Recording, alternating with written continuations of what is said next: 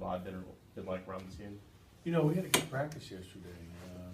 We had guys come in and do some work in the morning too, so I was encouraged by the attitude of our guys in terms of, and I thought we had a good practice.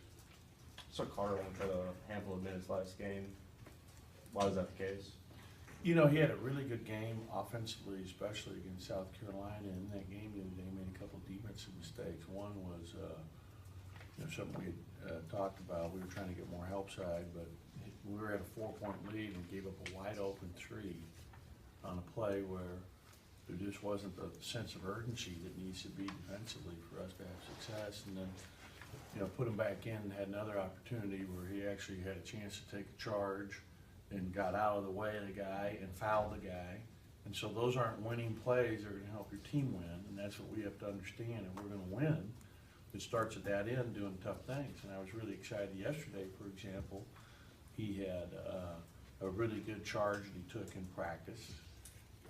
You know, created some steals defensively, had 3 defensive rebounds, so he responded. And I talked to him about it yesterday in the morning in our morning workout. So I was pleased with how he responded because offensively, obviously, you know, he really helps us. Did you see a difference with the team as far as with Reddy on the court? In the last game? Yeah, but I still felt like IJ is just getting back to form. I mean, it definitely helped us because his knowledge of the game, his communication skills, the experience that he brings to our team is something that we've really been needing and lacking. And so, like yesterday, he had a good practice. Yesterday, you could see he's a lot further along than he was, you know, when we played our last game.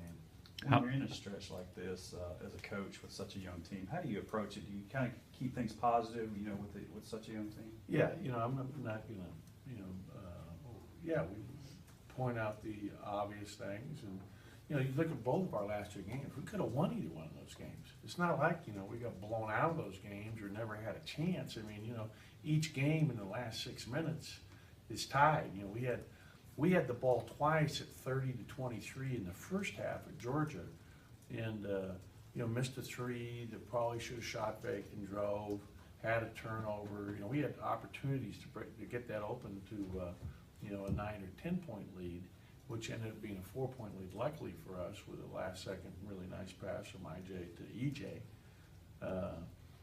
That being said, you know, the game was tied at 54 all with you know, a little over 6 minutes to go, and you know, give Georgia credit, they were dominant inside in the second half, and us not getting the line in both games was really a problem. But you know, we're not that far away. You know, it's not like I'm killing these guys because they're not competing, or you know, you know, we've only had 1 game where I felt really bad that way, and that was the Ole Miss loss on the road.